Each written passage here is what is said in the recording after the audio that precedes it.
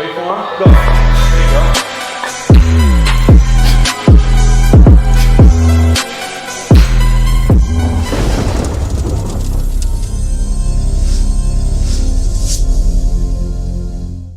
Ready? Yep. Hey, what's going on, guys? Your boy MATTHIAS MCKINNON. You know that it's the gang, and we're here with James, and we at his location here in Latham, and he gonna tell us a little bit about his fitness, little career and stuff like that. How you basically started up a little bit. For sure. So basically, my name's James. I run Advantage Fit Pro. It's an opportunity for people to come by and get safe education and really learn how to get strong or lose weight in a safe way or do whatever they're doing, but with an educated approach. I keep everything really kind of small as far as class size. We look at maybe at most 6 in a group, and from there we make sure that your education and your body's movement is what's really focused on, so that you don't get hurt. Too many people get hurt when they go to work out. They want to go and get fit. They want to make a change for the positive. Something bad happens. Got to avoid that. Yeah, exactly. And yeah, he gonna put me like through he gonna challenge me. He know I'm athletic, so he gonna challenge me, and also he gonna educate me on some things that should not mean perform better or whatever. So stay tuned. Make sure you check out his gym. I'm gonna have it. You got websites here? I got a website, www.advantagefitpro.com. I'm on Instagram. I'm on Facebook. All social media. You know, it's a thing. That's what we do, right? Yeah, dog. Yeah, I appreciate you for having me. So we're gonna get it rolling, man. Not too much to talk about. Get some action going. Time for some work.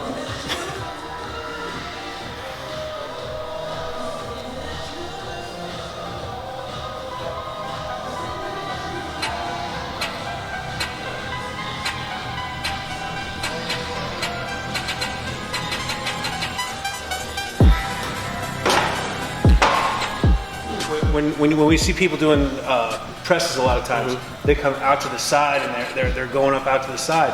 And if you're doing like a bodybuilding show and you're really trying to increase delt size, okay, but you got to kind of be judicious on it. If you're looking for strength and all-around strength, how much you can lift, when that elbow tracks with your body, you should be able to start where your thumb touches your collarbone. It's a vertical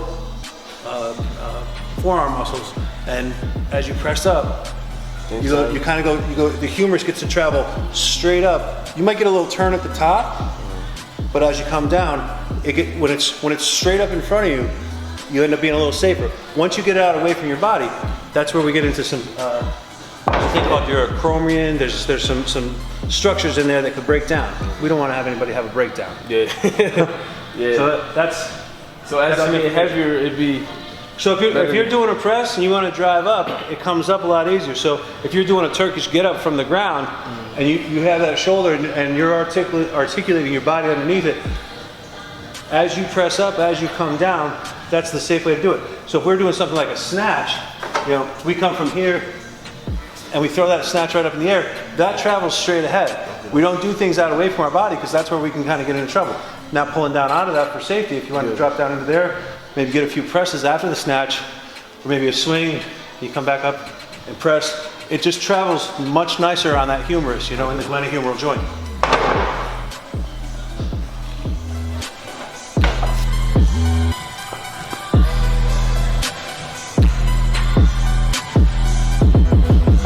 You think of those like old school bare knuckle boxers as they punch up with the pinky hand, which is far different than a regular boxer would with a rotation. We want to have those wrists in a nice straight. There's a thing called your scalenes. So the more that you're set right here, these neck muscles and these wrist things kind of all go all together. So as you're going into your belt, you want to press that wrist right into the belt. We get a lot of this right here versus here. All right, so I'll show you something on this guy, how strong he is, in just a second. So if you go like this with your wrist, like you were going to knock somebody right out. So he could come in here and knock me right out. This is strong. I could probably climb right up this. I'm over 260. The second I go like that, let that fold right over like that, I can push down on that. He's not holding anything up with that. So having that wrist straight, just like you're going to punch with it, is kind of important because it keeps everything all lined up. And you get these big, strong forearm muscles right here that'll kind of hold your arm in place and you hold your wrist in place, and you can drive up through stuff as opposed to you get in here. Nobody's strong there. Just good information to have, like when you start to want to use your body. Yeah, exactly. I felt better even though those was lighter, I felt better on the heavy ones, more strength and power coming straight up. And then when you start to like really want to feel your grip strength, we start working with some bottoms up work, you know? So we flip the bell up like this, and we keep that nice straight line there. And when we go up like this and come back down, everything's right there. So you don't need the heaviest weight in the gym. You just need to learn how to make it so that it's a challenge for you to get stronger with, because you don't always have every big, huge weight if you want to get something in home. Exactly. Not everybody's got our educational background and our fitness background to know like what to use. Right. We'll go up a little bit.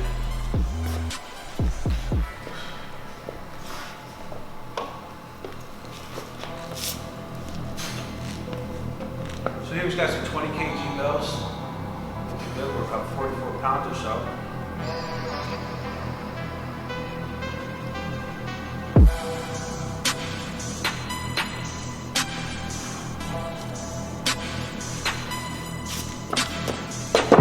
And what's nice about the bell, the kettlebell, the weight's headed down to the ground. When you have a dumbbell, there's weights on both sides. Right. There's nothing wrong with dumbbells. Dumbbells are great. We use them all the time. There's a whole rack of them right over there.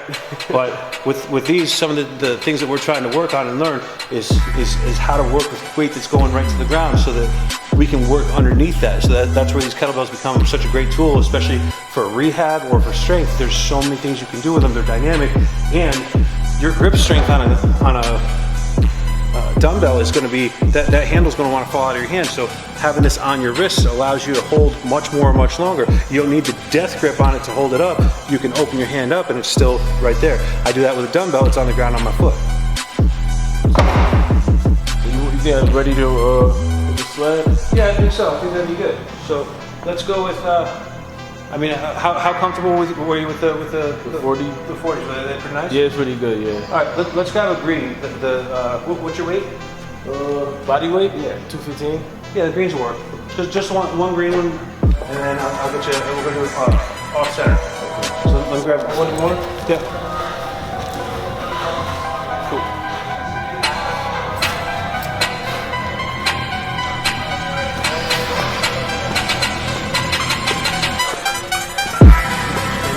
Squats.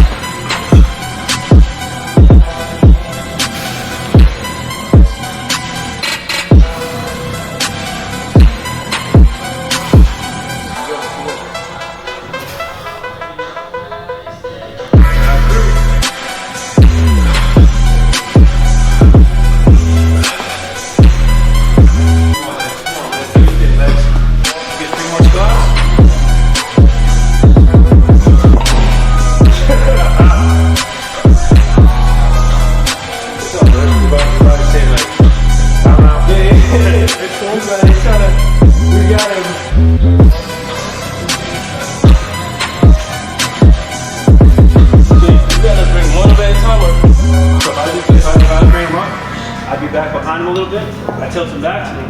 Swing him up. And then you drop him. You drop him. That's not down. That's what you do. Yep.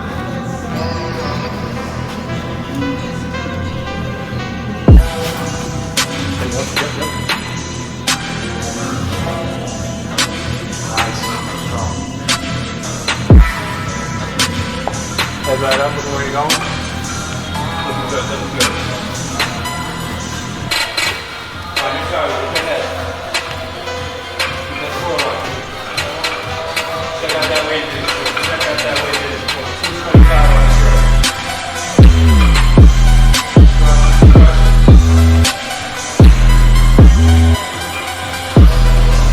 Nice step. What's really important is that somebody gets a little education, and it's not just for you. I mean, this is something maybe you learned, maybe you didn't learn, whichever. But this information, I find, for anybody that really is trying to figure things out, becomes really useful. Squats go up and down, but hip hinges or deadlifts go forward and back with your hips. And what we mean by that is the pelvis moves in a forward and back direction that would be on this plane here versus a squat that moves up and down.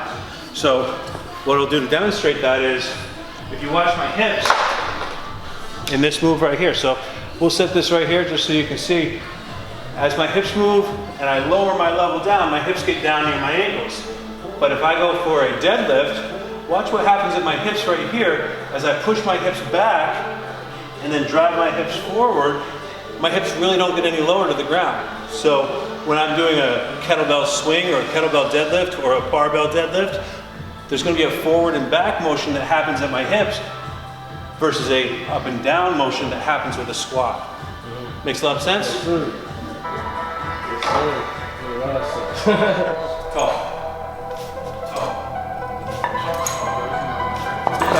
Wait for him. Go. There you go. Watch nice. 3, 2, 1. Nice there.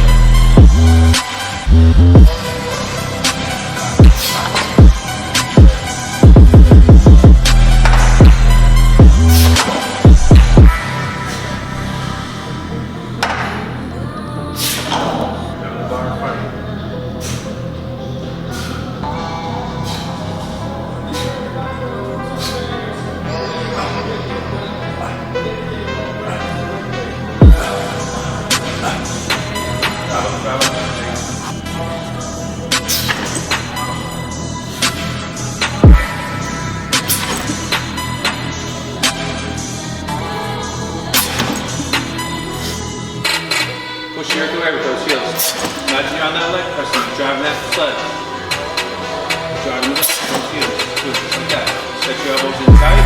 Drive. Nice. That was strong. Push those shoulders.